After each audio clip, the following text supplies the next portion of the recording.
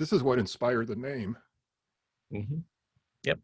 Lurker at the threshold. And I like the back where it says, Ancient evil was about to be unleashed. which really happened with Yeah. this damn book. But we touch upon, that in our book about what is a Lovecraft film. I mean, I still don't really know sometimes. I mean, It's because like art, John. You know it when you see it. No, but it should be cosmic horror, really, because body horror, not so much. And that's what these films kind of turn into, just body horror. Well, it's the physical mutations. And although that's in Lovecraft, Remember when we interviewed Dan O'Bannon? I think he captured this concept pretty well.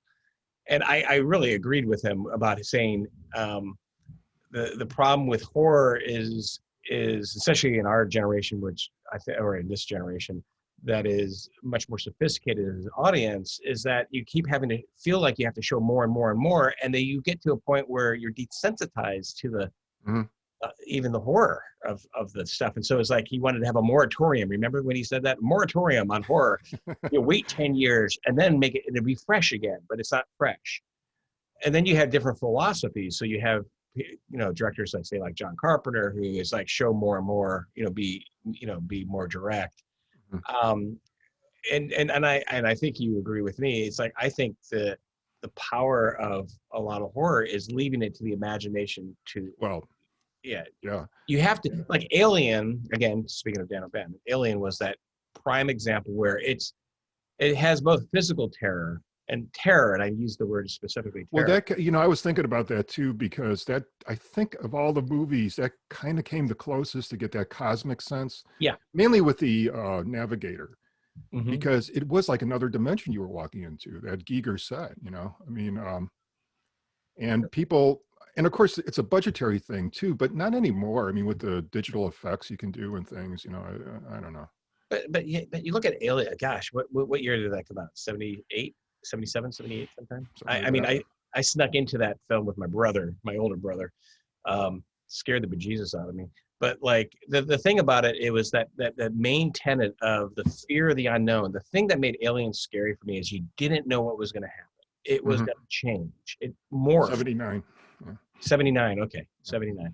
So it morphed, right? It was morphing constantly, going through changes, and so you couldn't predict it. The fear of the unknown, which is a primary Lovecraft tenet, right, is just pervades Alien. That's, I think, a core reason why it's. But that's what we point out in the review too that we did, is that you don't see the alien that much. You think you do, because it's so it knocks your socks off when you do see him.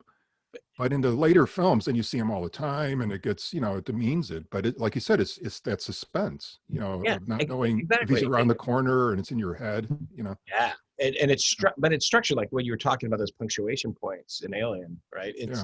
It comes in, and you see it for a brief second, but how long do you see it on screen?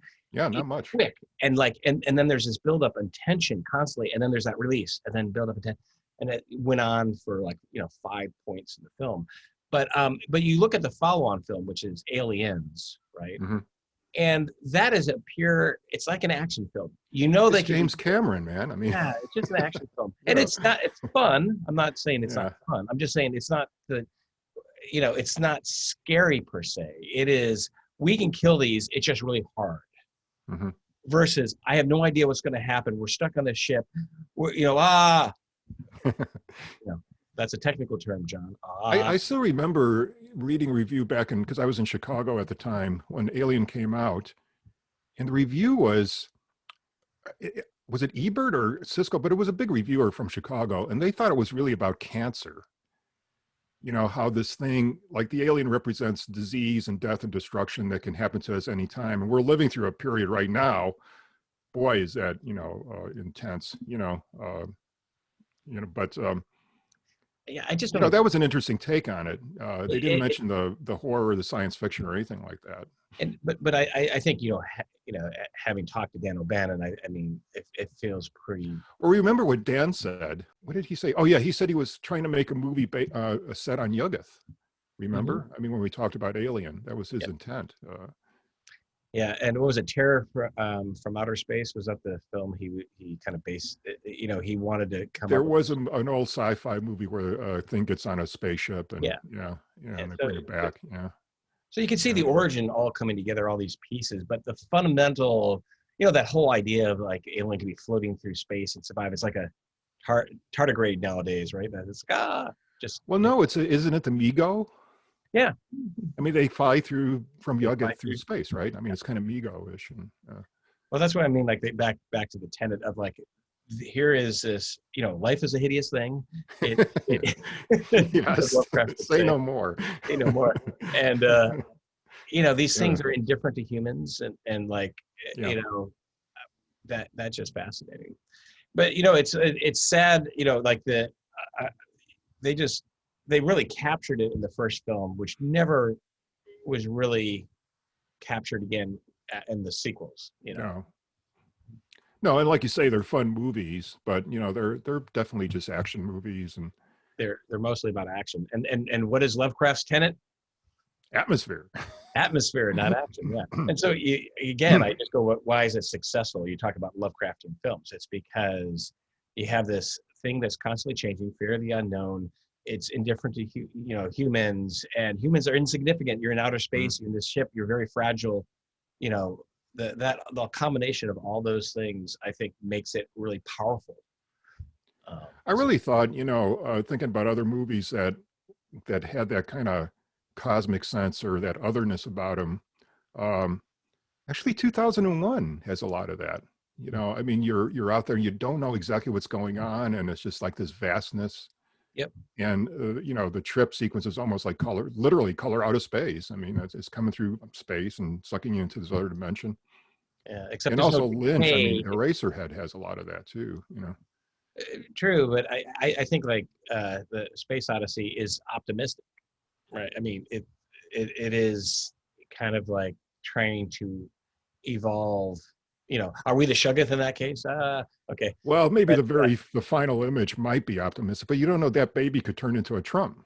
Who knows? I mean, it could be a supreme cosmic dictator. oh my I God, mean, in the book, it's like in the movie, it never says what it's doing.